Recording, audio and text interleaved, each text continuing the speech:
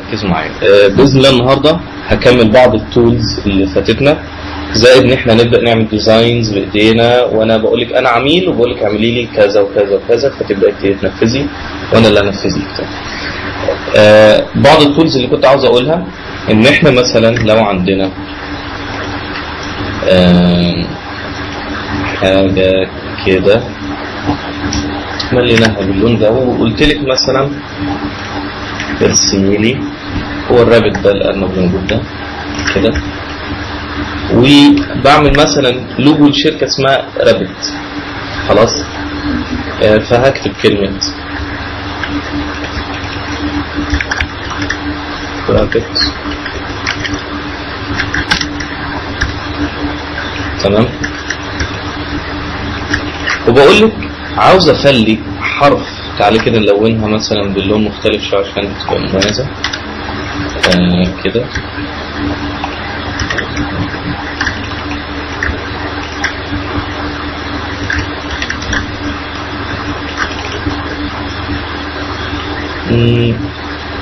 مثلا يعني هو كده، بس عاوز المساحه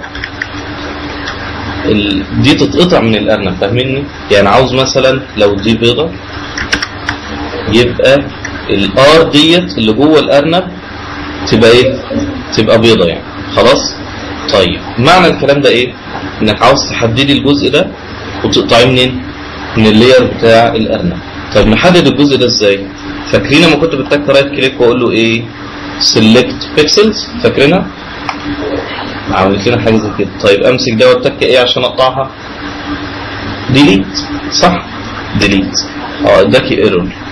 الايرور ده معناه ان اللاير ده ما ينفعش اعدل فيه. قلنا الحاجه اللي بتعدل في اللاير ده مين؟ ادوات البين تول، خلاص، وادوات الشيب نفسها، يعني كتغيير لون او البين تول والدايركت ديت لو انا ماسكه مثلا وعاوز اغير والكلام ده. فاكرين الكلام ده؟ طيب فدلوقتي طب ايه الطريقه اللي انا اخليه ينفع ان اعدل فيه؟ يعني فاكرين حتى لو جيت اعمل بالبراش كده ما يرضاش، لو جيت امسح منه بالريزر كده ما يرضاش. طيب في حاجه اسمها ريسترايز. عمليه الريسترايز ديت بتخليه كاي لاير عادي. هو كده شايفين الرمز بتاعه عامل ازاي؟ لو اتكيت عليه رايت كليك وقلت له ايه؟ ريسترايز لاير، خلاص كده. لو اتكيت عليه بصوا شكله بعد ما كان كده بقى هيبقى عامل ازاي؟ زي اي لاير، خلاص. طيب انا دلوقتي لو جبت الاريزر وجيت امسح، بيمسح، بس بيمسح ايه دلوقتي؟ السلكشن. ما دام في سلكشن يا جماعه هو اللي هيتمسح وهو اللي هيتملي وهو اللي هيحصل له كل حاجه. يبقى دلوقتي انا بالفعل مسحت. طب اعرف ازاي واتاكد؟ شيل ديت كده، بصوا يبقى ايه؟ فعلا قطع من، حتى لو غيرت لون الخلفيه كده وشلت ده يبقى بالفعل حرف الار او السلكشن اللي كان موجود ايه؟ اتقطع من الجزء ده. طيب انت بقى كنت عاوز تعمل ايه؟ انا كنت عاوز اقطع الار من الارنب، وفي نفس الوقت الار دي يبقى مثلا لونها ايه؟ انا عاوزها تتقطع اساسا، يبقى انا عاوز الار دي تختفي من هنا. شايفين انا عاوز اعمل ايه اساسا ولا ايه؟ متخيلين معايا؟ طيب انا هعملها واقول لكم انا عاوزها تطلع ازاي، عشان ايه؟ ممكن تعتزل زي ما كانت، وده رايت كليك دوبليكيت كنترول جي. هو ودني طويله ودني صغيره مفيش مشكله. المهم رابط ديت على سترايز جوه كده برضه سترايز ديت. انا عاوز اعمل ايه؟ ركز. هقطع دي من ده وهقطع من دي،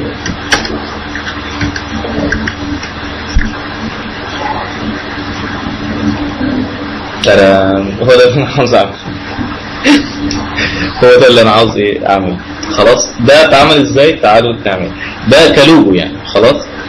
وممكن حتى نخلي اللون ده زي ده، يبقى انا املى دي كده وامسك ده كده رن. خلاص يبقى على فرض ان ده ايه لوجو بتاعي اسمه رابت. يبقى الفكره اللي انا عاوز اعملها ان انا اقطع حاجه من حاجه. طيب نيو خالص، انسوا الكلام اللي انتوا شفتوه الغريب ده، تعالوا نفكر بيتعمل ازاي. نملى كده باي لون. انا قلت لكم عندي كلمه اسمها رابت مثلا، وعندي اللوجو بتاع الارنب هرسمه كده. خلاص وبقول لك اعملي لي قطع في الكلمه ديت خلاص على شكل حرف الار. طيب قلنا اول خطوه ان انا اعمل ريسترايز للحاجه اللي انت عاوز تقطع منها، لان دي مش هينفع تعدل فيها. كليك وريسترايز بحيث اما لو جيت كده وعملت ديليت يمسح، صح؟ قبل كده ما كانش هيمسح. فانت عاوز تعمل ديليت لايه؟ لحرف الار بس. خلاص طيب يبقى انا هعمل سيلكت كده كنترول. بص متك كنترول الماوس بيحصل له ايه؟ وانا متك هنا مش هنا على الحرف نفسه هظهر لك ايه؟ السلكشن ده. والسلكشن ده قلنا معناه حتى لو انا خاف اللاير ده كده دلوقتي، اما هاجي اعمل ديليت يبقى هيعمل فين؟ على الاجزاء اللي معمول لها سلكشن. اهو انا عمال بمسح من هنا اهو مش راضي ما دام في ايه سلكشن. مجرد ما الغي السلكشن يمسح في اي حته مفيش مشكله. خلاص طيب دلوقتي انا عامل سلكت على ده وخفيته عشان بس تشوفوا ان انا لو عملت كده همسح. طيب بقول لك بقى رجع لي باقي الكلمه تاني. طب حرف الار ده دلوقتي يعني انا عاوز اشيله من هنا عشان يبان الجزء اللي اتمسح. طيب تعمل ايه؟ المفروض اعمل بقى العكس، ريسترايز واعمل سلكشن على الارنب وبعد كده اقطع الحته اللي ايه الزايده من حرف الار. بس المشكله الارنب دلوقتي شايفين شكله عامل ازاي؟ مقطوع منه اساسا الار.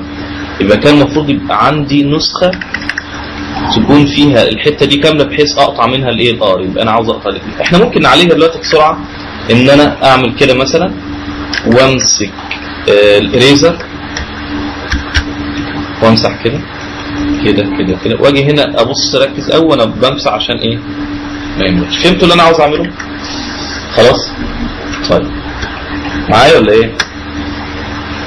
خالص؟ طب اقعدي هنا جايز تفهمي يعني. طيب ابعديها تاني وافهميها انا عشان عندي امثله كتير عايز اطبقها. يبقى دي اول معلومه خدناها اللي موضوع الايه ريسترايز اللاير. الريسترايز دي بتسمح لي ان اللاير كان مقفول تماما سواء كان تكست سواء كان شيب ان انا ابدا اعدل فيه ارسم جواه تاني بالبرش او امسح من جواه بالاريزر او الاستيكه ايا كان. طيب لو انا عندي تصميم فاكرين بتاع جان اللي احنا عملناه المره اللي فاتت، او افتح اي تصميم مثلا من ماي بروجكتس من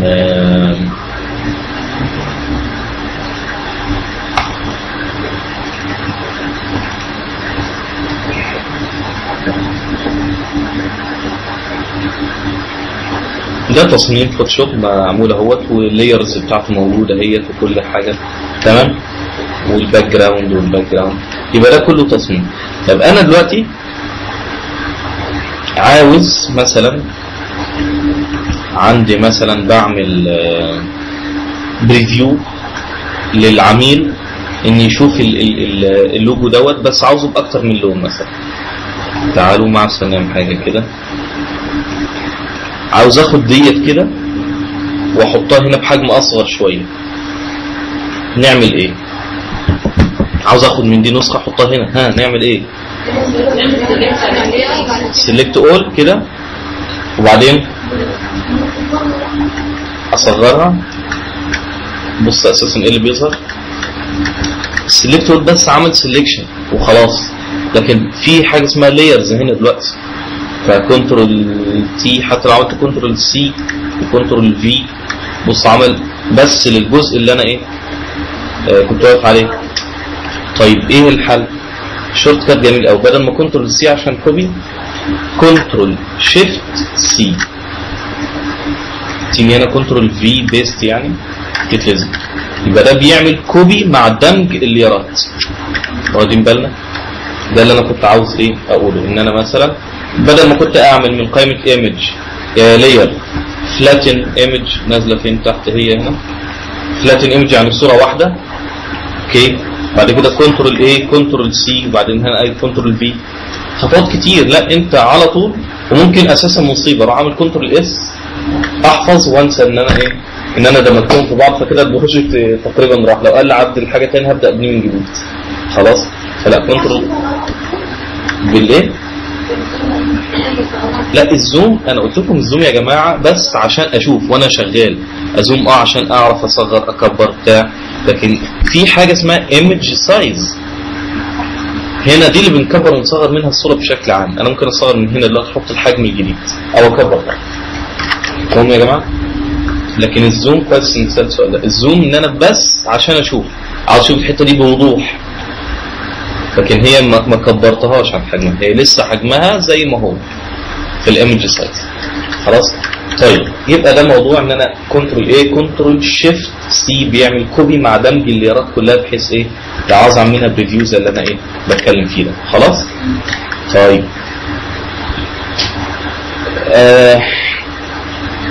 عندي حاجه، فاكرين لما كنت بقول لكم بنعمل اي تصميم يعني خلاص مش هبقى بالسنتي مثلا، وكارت 9:5 300 ده الريزوليوشن بتاعي، سي كده نظام الالوان.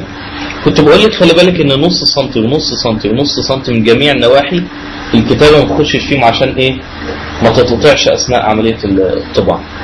طيب ايه اللي ظهر ده يا جماعه؟ دي حاجه اسمها رولر اللي هي المسطره، يعني بتظهر وتختفي الكنترول ار، كنترول ار يظهرها ويخفيها خلاص. طيب موضوع بقى ان انا عاوز الكتابه ما تعديش النص سنتي ونص سنتي ونص سنتي. عندي حاجه اسمها جايدز. جايد يعني ايه؟ مرشد. هعمل خط كده يرشدني ان هنا يا محمد ده النص سنتي اخره، فخلي بالك وانت شغال ما تعديش هنا. ازاي بيتعمل الجايد ده؟ من قائمه فيو حاجه اسمها نيو جايد. نيو جايد اتك عليه. طيب بيقول لك انت عاوز تعمل الخط ده او الجايد ده افقيا هوريزونتال ولا فيرتيكال راسيا؟ فيرتيكال راسيا يعني كده، واخدين بالنا؟ طيب عاوزه يبقى على بعد ايه؟ نص سنتي، يبقى 0.5 سنتي. لو ما كانتش مكتوبه اكتبها انا سي ام. طيب اقول له اوكي. يبقى بصوا عامل لنا ايه؟ عند النص سنتي خط كده، شايفين لونه؟ اعملها لكم دي كده لون واضح كده بحيث ايه يبان عندي. نكمل. يبقى عامل لنا ايه؟ ده اسمه ايه؟ جايد. لو انا وقفت عليه كده بصوا ممكن احركه ايه من مكانه، بس انا كده بحركه بشكل غير دقيق، ما اعرفش هو راح فين ولا تمام. ما هو كان في مسطره طبعا، بس مهما كان برضو يعني برضو هتفرق في ايه يعني، دي كلها ملي عماله بتضيع من كنسل كده خلاص. المهم يا جماعه ممكن بعد كده لو انا مش عاوز ديت يبقى اقول له من قائمه فيو كلير جايدز، يعني الغي الجايدز اللي عندك كلها خلاص. طيب تعالوا بقى نعمل جايدز بجد للشغل بتاعنا. يبقى من قائمه فيو نيو جايد عند ال 0.5 سنتي يبقى نص سنتي، وهقول له كمان جايد. الكارت ده كان مقاسه ايه؟ 5 × 9 ده العرض بتاعي، يبقى انا عاوز اعمل نص سنتي كمان هنا كده، عاوز اعمل نص سنتي هنا كده جايد، يبقى فيرتيكال راسيا عند بقى الكام؟ مين شاطر يقول لي؟ 8.5. طب مش ده كده كله 9 سنتي؟ يبقى انا عاوزين يبقى 8.5 سنتي. لو بصينا هنا بقى انا نص سنتي هوريزونتال يعني افقيا، وبعد كده هعمل ايه؟ عند ال 4.5. مفهوم يا جماعه؟ يبقى نيو جايد كمان في الهوريزونتال يعني افقيا يبقى 0.5، وبعد كده نيو كمان الايه؟ اورينتيشن. دي الكلمه بيقول لك هو الجهه بتاعته ايه؟ هوريزونتال يعني افقيا، فيرتيكال يعني راسيا. احفظوا الكلمتين دول لانها هتسمعهم كتير يعني. بوينت قلنا الطول بقى هيبقى قلنا الطول بتاعنا 5 يبقى بوينت ايه؟ بوينت ايه؟ لا يبقى 4.5 ب4.5 خلاص. يبقى احنا لما هنعمل الكارت بتاعنا ما يتخطاش مين؟ الايه؟ الجايدز دي كلها. يبقى دي بس الجايدز. وفي حاجه عندي هنا ممكن انا لو جيت كده انقله من مكانه لا انا ممكن اتك حاجه اسمها لوك جايدز، يعني اقفلها. بصي اساسا مش هعرف امسكهم بعد كده، ده بمسك اللير نفسه فخلاص. نعم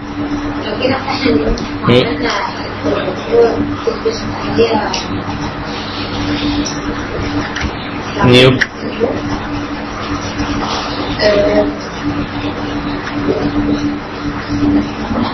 عارفه انا فتحت برضه مره النيو لقيت في جايدز ممكن تكون في الادفانس مثلا ولا حاجه، لا مش عارف. ممكن الويب او لان هو كان بيتكلم على شاشة التلفزيون لازم يبقى حاجه معينه. بصي ده في الفيلم اند فيديو خلاص. النظام بقى مثلا اللي احنا بنشتغل بيه البال اوتوماتيك بيديك الكام جايدز دول. الكام جايدز دول بتوع المونتاج يعرفوهم، اللي هو عندنا حاجه اسمها سيف فريم وحاجه اسمها تايتل سيف. تايتل سيف ده اللي هو ما ينفعش كتابه تبقى تحت الخط ده، لان الكتابه مهمه يعني، ولتكن ترجمه فيلم ولتكن اسم الشركه مثلا، بيقول لك ما يعديش الخط ده عشان ممكن يفقد. ده السيف فريم. يعني دي طبعا ميزه في البرنامج ان هو بيديك الجايدز دي اوتوماتيك، لكن هو ما عندوش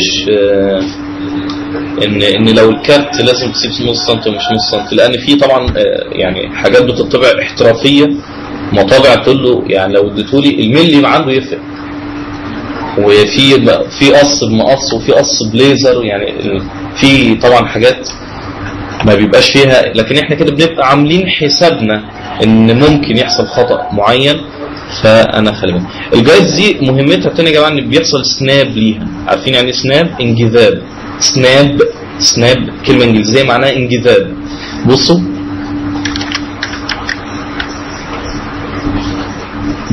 بتلزق، بصوا بتنط مني تروح لازقه في مين؟ في الجايد. حتى لو انا جيت هنا كده تلزق فيه. دي انا ساعات بستخدمها في عمل السلكشن، يعني مثلا عاوز اعمل سلكشن. بصوا هبدا منين؟ من هنا كده. بصوا الماوس واقف فين؟ بعيد اهو، يعني كده بعيد طبعا، لكن هنا بصوا لازق في اليمين ازاي. لو انا واقف هنا كده لازق فوق وتحت، مع اني مش واقف فيها بالظبط. بص لما اجي هنا بصي بينط ازاي.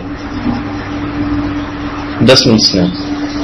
المهم يبقى ده فايده الجايدز، اما ان انا بعملها عشان اعملها سنابنج على اي حاجه، او بس مجرد اعملها. يعني انا مثلا في التصميم بتاع جيان اللي احنا كنا بنعمله، كان مثلا قالوا لي احنا عاوزين نعمله ورقه A4 انترناشونال بيبر، ونقول له A4 وعاوزينه طبعا راس افقيه، يبقى نقول له روتيت كانفاس 90 درجه. خدنا الموضوع ده كنترول ار عشان الغي المسطره. فانا كنت عاوز اقسم الشاشه دي لايه؟ لثلاث اجزاء عشان هيكتبوا في 3 عواميد. فطبعا كنت قلت ديت عرضها كام؟ 29.7، ونخليها 29 بس دلوقتي عشان ايه ما نتلخبطش. 29 يبقى اقسمها على الايه؟ على الثلاثه.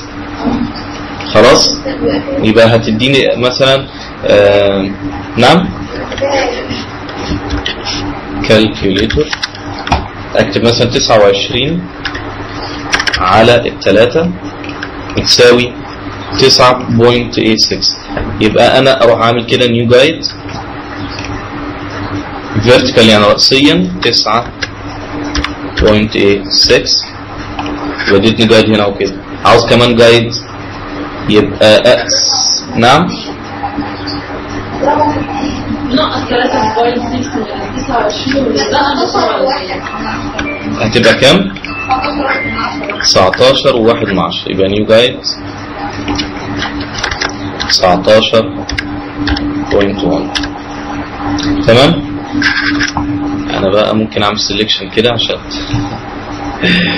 فيها سن هي واخد بالك منها فرق يعني هنا وهنا. يعني المهم ايا كان اما يكون عندنا مزاجه وعاوزين نحسبها بالظبط هنحسبها، بس انا عاوز اقول لكم يعني الفكره ان انا قسمتها بالجايدز عشان بس ايه اخد بالي. لو انا مثلا بعمل بروشور مثلا هو A4 بس جزئين بس، كنترول الت زد كنترول الت زد، يبقى انا عاوز اقسم بس دي مجرد 2. يبقى ديت كان 29 يبقى على مين؟ اسف يبقى على 2 كان كام؟ انتوا مخكوا ايه ازاي ولا ايه؟ انا خلاص 14. خلاص الكمبيوتر فعلا غزا المخ. يبقى انا عملت كده عشان وانا شغال اعرف ان هنا هيكون بس ايه، خلي بالك، يبقى هنا تقسم تصميمك كده وبعدين كده. طيب تعالوا بقى ناخد تصميم. انا كده الكام معلومه اللي كان ناقصنا قلتهم. تعالوا ناخد بقى ايه تطبيقات السامبلز اللي انتم مديها لي. انا عاوز اعمل لكم الراجل ده تخيلوا ان احنا جبنا البنت اللي ما حلتناش غيرها اللي هي دي مثلا، واعمل زومينج مثلا، كروب. فاكرين الاداه الكروب بتعمل ايه؟ بتقطع من الصوره للجزء ده، بقت الصوره بتاعنا هي الحته دي بس. المهم انت عاوز تعمل بقى الايه التقطيعات ديت كده، صح؟ انا عندي في الماي بوك، اوعى يكون عليه فيروس، شايف يقول عليه فيروس، شايف بيفتح. عندي في اللايبريز بس يا رب تكون موجوده تولز 3D موجود تمام. بص بقى عندي حاجة اسمها لو هاي، دي الماب. انا عاوز البامب،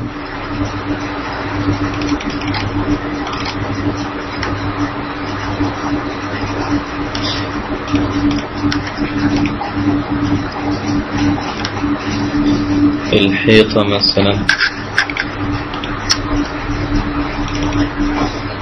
شايفين الصورة دي كده؟ لو خدناها معانا هنا كده، اول حاجة انا عملت كنترول تاب عشان اقلب بين ايه بالصورة. اول حاجة اديها بقى ايه حاجة بوكس كده، فنخليها دي ساتيوريت. فاكرين دي ساتيوريت بتعمل ايه؟ ابيض واسود. هيو اند ساتوريشن تبدا بقى تغير فيه. المهم دي ساتوريت بالمنظر ده كده، وممكن اخش على الهيو اند ساتوريشن واقول له كالرايز، يعني الونها مثلا بلون ايه؟ بني كده قاتم، من حاجه بني كده مثلا.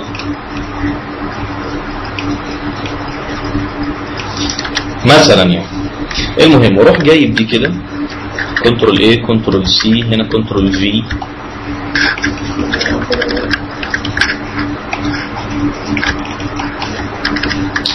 بصوا يا جماعه تعالوا كده نغير انظمه الالوان دي لحد ما نلاقي ايه حاجه مناسبه. كنترول برضه شيفت زائد او ناقص برضه بيغير الكالر مود ده.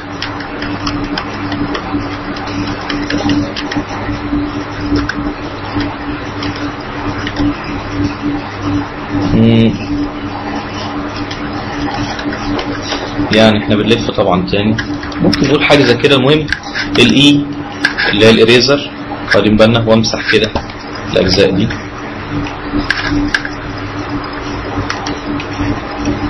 واخدين بالنا يعني عملت حاجه زي كده. ممكن الت واسحب بحيث مثلا اخد جزء هنا كده.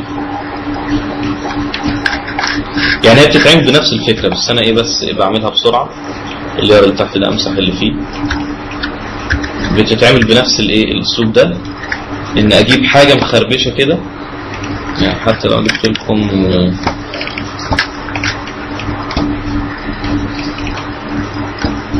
ممكن حاجه زي كده فعلا تستخدموها، بس زي ما قلت لكم الكالر مود نغير ايه ونختار. ممكن برضو على نفس الصوره اعمل لكم حاجه.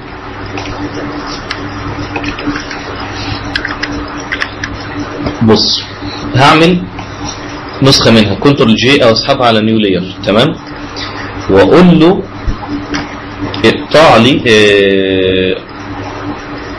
خلينا نرسمها بالبين تول حاجه عامله كده.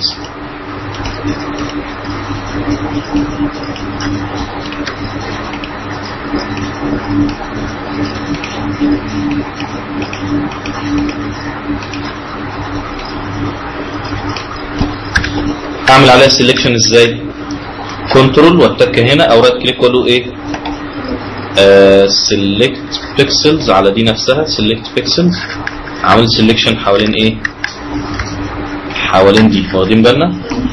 طيب والصوره ديت اللي فوق هقطع منها تك باك سبيس او ديليت، فدلوقتي بقى عندنا ايه؟ الصوره دي مقطوعه، انا خفيت ده وده، فواخدين بالنا؟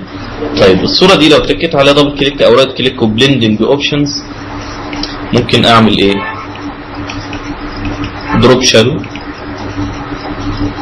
تمام، والشادو ده اخليه احمر قاتم كده، وممكن اديها بيفل بحيث يدي تجسيمه كده في الدبث بتاع السايز. خلاص، وخلي اللون بدل طبعا دي الضوء، فاكرين غيرنا دول، وخلي دي برضو ايه احمر قاتم كده، واقول له ظهر لي اللير التاني، يبقى دي اكن مثلا ايه خربوش شرس شويه. حتى احنا اللي تحت ده احنا ممكن نغيره، نقول له مثلا الكيرف بتاعه نقلله، وراح فين الكيرفز؟ ظهر هناك اهي. بقلل ايه الاضاءه بتاعتها، بص هشيل لكم ده عشان تفهموا انا بعمل ايه.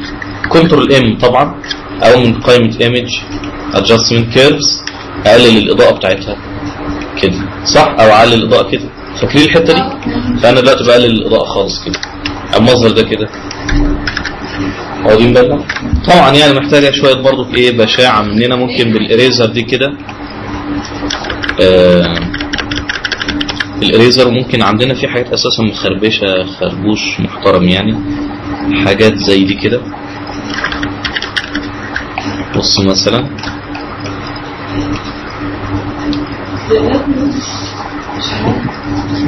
حاجه مقززه بس ايه يعني التاثير يعني. خلاص نقفل الكلام ده. فكره ماشي.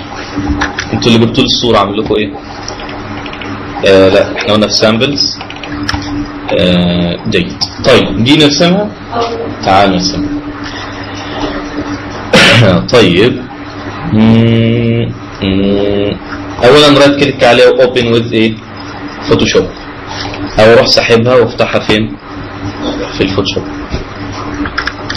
هقول له اديني بالبين تول، طبعا نبدا نشتغل. اقول له والله اديني كده كده، او تعالوا بقى نرسمها من الاول خالص، ندي نقطه اساسا كيرفد بحيث تديني الكيرف ده كده. خلاص، اتك 20 بحيث يديني 20% في الاوباستي، بحيث اشوف انا برسم ايه. خلاص، اكمل كده مثلا،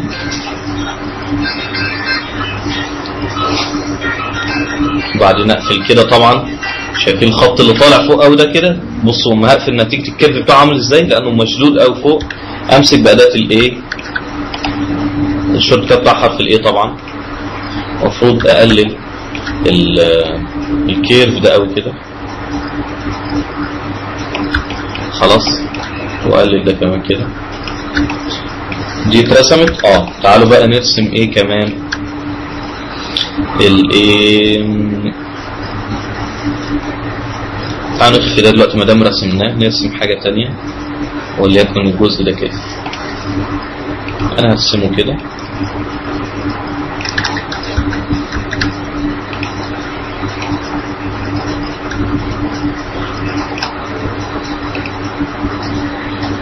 هقفله كده عشان هقول لكم هعمل ايه دلوقتي. النقطة اللي اتاخدت غلط بعد ما اخلص ايه ابدأ اعدل. طيب نخفي ده كده، نبدأ نرسم الانف ديت، نقول له مثلا بس دايرة كده.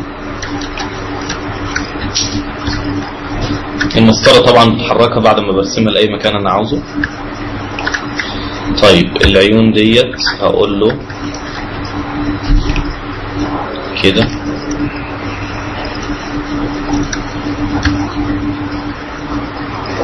خلاص، واعمل لها اميلها شويه كده.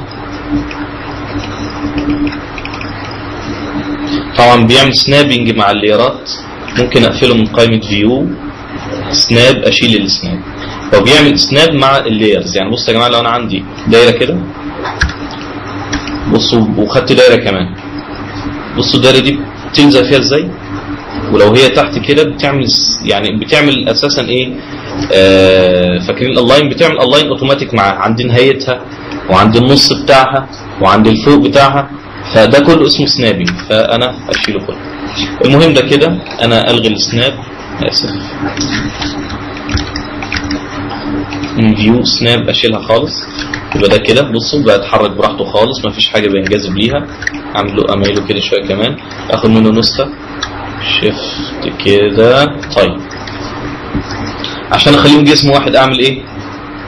ميرج، اروح واقف ده كده كنترول ده بقوا خلاص اعمل لهم ايه؟ كنترول اي بحيث يعملوا ايه؟ ميرج. تمام. بس الميرج هيحولهم لليارات عاديه، واحنا كده هنفقد ميزه الايه؟ الشيب. فاكرين ميزه الشيب انه يكبر يصغر براحته. فكان ايه الحل؟ الحل ان انا امسك بالاداه بتاعت الباص ديت بحيث يمسك الباص نفسه واتك الت واسحب، فكده بيعمل ايه؟ نسخه من المسار نفسه، فبقوا كده جسم اساسا واحد. في هناك بصوا محطوطين فين كده مطافي كده بيقول لك انه كان مكون من ده وده، واخدين بالنا؟ دول دلوقتي بقوا ايه؟ بقوا جسم ايه؟ واحد. طيب الحتتين الخدود ديت نعملهم كده والت واسحب واخد كده الحته ديت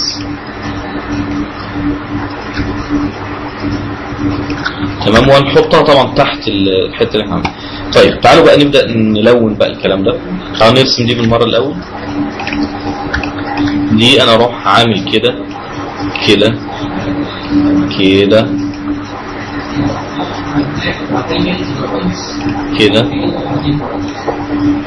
اسحب كده مثلا الت واتكه كده. طبعا كنترول زائد اللي هو الزوم اللي انا بعمله بس عشان ارسم، بس مش عشان ايه. كده وكده، وهي دي النقطة اللي انا بدأت منها فهيقفل عندها ايه، وامسك النقطة دي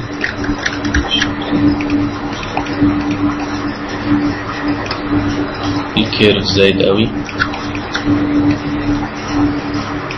خلاص يا جماعة، اخد منها نسخة اعمل لها روتيت شوية، كنترول تي طبعا،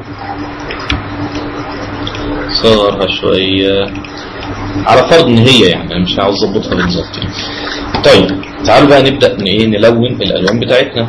اول حاجه احنا عملناها اللي هو الجزء ده كده، احفظوا الوانه عشان هنعمله. كان عباره عن ايه؟ تدرج الوان بين الاصفر والاصفر الغامق. طب تعالوا ناخد الالوان دي معانا، نتك على الايه؟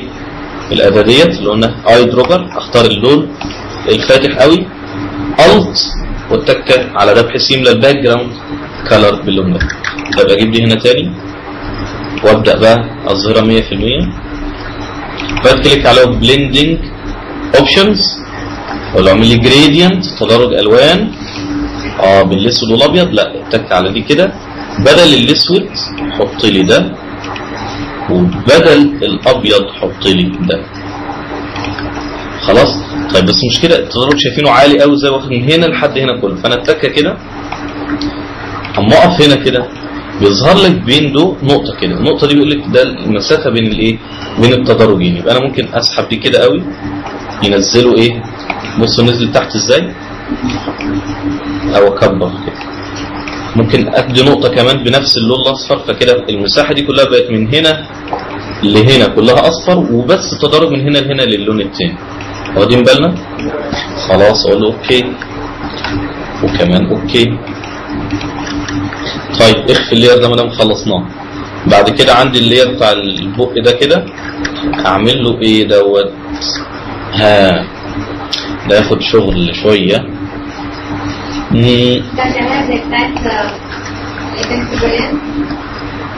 جيان عملت ايه بجيان؟ اللي هي السحبه ديت هي مش فارقه، مش دي اللي مخوفاني. المشكله لما انا هعمل تدرج هيعمل من هنا لهنا كده، مش هياخد الكيرف ده كده، مش هياخد كيرف في التدرج. ولا استنوا، ده احنا ممكن نعمله كيرف. اقول لكم ازاي نظهرها كده. بصوا بعد كليك على بليندنج اوبشنز، هي كانت واخده تدرج بنفس اللونين تقريبا. طيب اقول له جريدينت، اسف، واقول له اختار اللونين بتوعك اللي هو ده وده. خلاص، والمسافه بينهم قللها كده مثلا، او اختار هنا كده طيب عشان بقى تاخد الكيرف ده نعمل ايه؟ مش كان عندنا بدل لينير حاجه اسمها راديال؟ يعني ايه؟ دائري، بس مشكلته انه يبقى صغير. احنا ممكن نقول له ريفيرس اعكسه، بس مهما كان هيبقى ايه؟ صغير. هي دي بقى ايه مشكلته. طيب اقول لكم احنا ممكن نعمل ايه؟ نقول له اديني color overlay، خلي لونك، اختار اللون ده. حد كده في مشكلة؟ لا. طيب عندنا حاجة اسمها inner glow، يعني جلو لجوه. كبر السايز بتاعه كده، بدل ما هو ابيض خليه ايه؟ باللون ده. اختار اللون من هنا كده، وراح فين اهو، واختار اللون الغامق ده. طيب ما ظهرش ليه؟ عشان هو معمول سكرين، يبقى خليه نورمال وخليه 100% مثلا، او بلاش حاجه زي كده. شايفين اللي حصل؟ بس طبعا هنا الحتت دي محتاجه تتشال، فانا هضطر اشيلها يدويا بالايه؟ بالاريزر. هيمسح دلوقتي؟ طبعا لا. ليه؟ لازم اعمل له رايت كليك واقول له ايه؟ ريسترايز. طيب هعمل كده وهبدا بالاستيك، اختار بدل الاستيكات المخربشه دي اختار حاجه كده وابدا امسح. بس بصوا بيعمل ايه برضو؟ الصوره اللي تحت هي موجوده برضو، انا هلفها لكم عشان تشوفوا. برضو ما عملش اللي انا عاوزه، بيدي تدرج هنا برضو. ليه؟ بصوا هبقى اوضحها لكم قبل ان انا اشيل الهاردنس. بصوا عمل برضو انر جلو في المساحه دي، في الحته دي، وهنا هتلاقوا برضو عمال بيقطع الانر جلو. انا عاوز يا عم اخفي اللون الاساسا اللي هو مين؟ طيب المشكله هنا في ايه؟ ان طبعا هو عمال ايا كان الشكل هيدي عليه الافكتات دول. طب انا عاوز اخفي الافكتات دي ما تطبقش على اللاير، يعني اخلي اللاير دي اكنه صوره انا جايبه من بره، صح؟ يعني انا هعملها بسرعه وبعدين ارجع اعملها تاني. لو ده لاير عادي كده يا جماعه وجيت امسح منه ديليت، بيمسح بيتغير منه حاجه؟ لا. لكن التاني اما كان موجود عليه ستايل، اما كنت بعمل كان بيتغير. فالحل دلوقتي ان انا اخليه لاير مقفول ما عليهوش ستايلز هنا. اعمل ازاي الكلام ده؟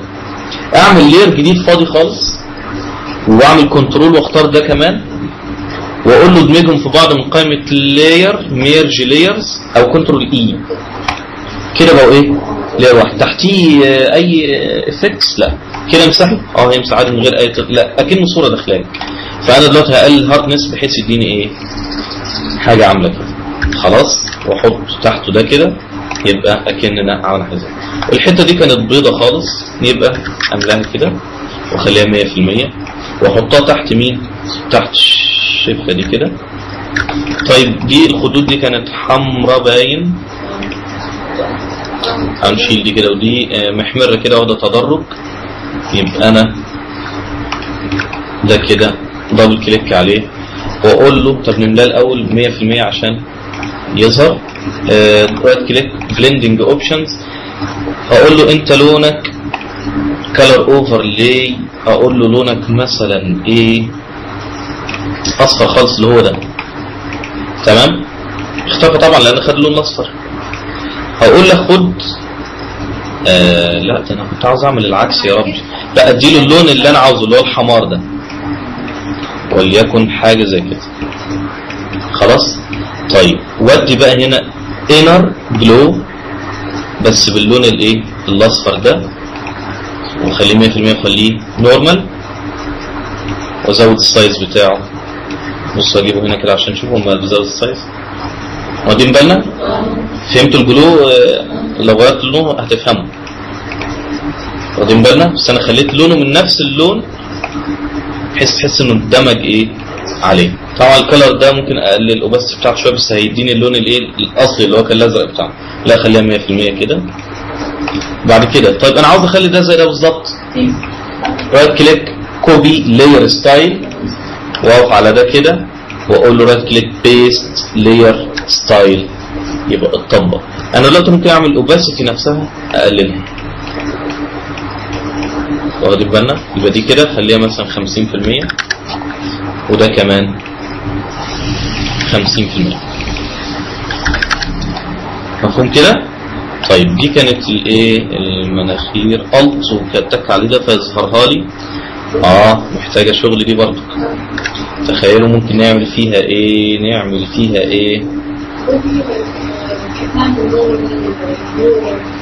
احنا نعمله طبعا انر و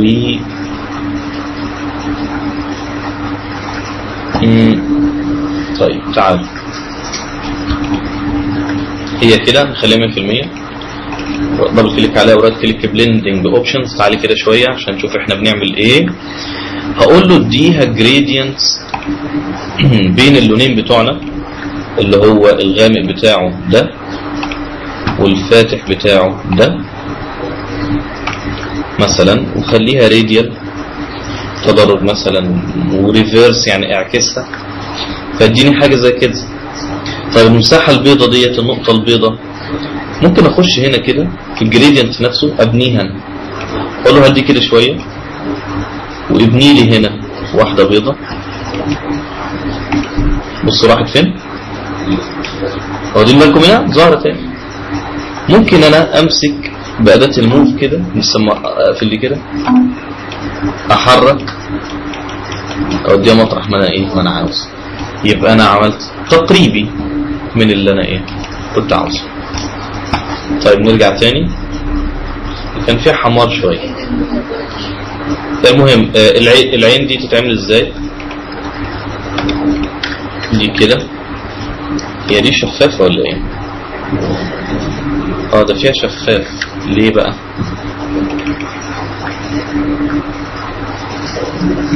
ما علينا. خلونا دلوقتي ناخد العين ديت. ده العين فوقيها. يا ربي انا انزلها تحتها. انزل العين كده اخليها 100%. اخلي لونها دبل كليك عليها كلر اوفرلي يعني اللون اللي الهلب اللي فتح الهلب.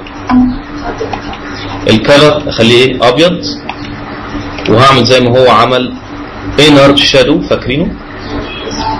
ازود السايز عشان يبهت كده، واخلي الزاويه بتاعته مثلا كده، واقلل الاوباسيتي بتاعته بحيث يبقى شفاف كده. خدنا بالنا؟ صعب اللي انا عملته ده يا جماعه ولا ايه؟ طيب النقطتين السود دول يلا نعملهم بسرعه. باك 100%. ممكن هنا وهنا. طبعا لازم يكون يعني لو ده باصص كده يبقى دي لازم تكون تماما هنا. لو باصص ده كده يبقى دي لازم تكون كده بحيث باصص فوق مثلا. ونخليه مثلا باصص كده وكده او محول كده اي حاجه يعني. المهم فاكرين دول كده اللي احنا رسمناهم نخليهم 100%. كان لونهم اسود يبقى كلر اوفرلاي. نقول له الاسود صح كده. نديله بيفل. فاكرين البيفل بيعمل كده بقى شكلهم زي اللي كانوا موجودين صح. نحسنها شويه. هي راحت فين اهي. البيفل بتاعها نخلي زاويته من فوق كده يبقى زيها بالظبط تقريبا. السايز بتاعها الدبث السوفتنس اللي هي النعومه بتاعتها مثلا حاجه زي كده. قول له اوكي كوبي لاير ستايل وروح على الثانيه اللي هي ديت بيست لاير ستايل. نفذت. تكملوا انتوا الباقي. خلاص وصلت. الباقي فيه صعوبه. ده اسهل ما يمكن. خطوط طق طق طق. تعالوا نعملها. ايه المشكله بقى؟ نعم الاجنحه. اعمل لك الاجنحه حاضر. ممكن اعمل بتاع كده 100% طبعا عشان ولا خليها شفاف زي ما هي. كنترول تي الففها كده. طبعا هي نازله من هنا ومن هنا. واخدين بالكم نازل ازاي؟ كنترول تي حاجه اسمها فاكرين ستورت. اقول له مثلا دي كده ودي كده. المفروض كنت خليها بنفس لفتها. كنترول تي ستورت. اجيب دي كده شويه ودي كده شويه. وفي عندنا الوارب والله ممكن نجيبها افضل. بصوا كنترول تي بقى لفتها او كنت طبعا ممكن ارسم بالبين تول يعني، بس انا المهم 100% طبعا هي سوداء، لا نخليها بيض.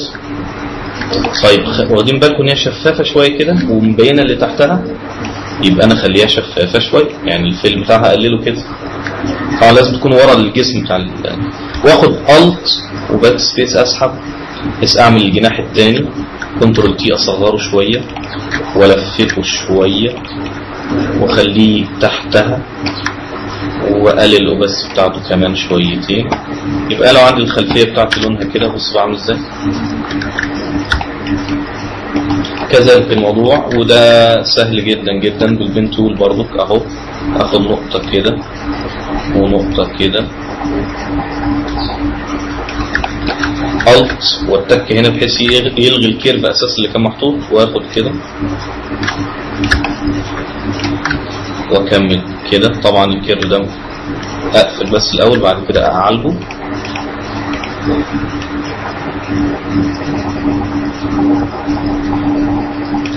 حاجه زي كده، مفهوم؟ الكيرفات دي برضو ممكن تعمل خلاص يعني. تمام، نقف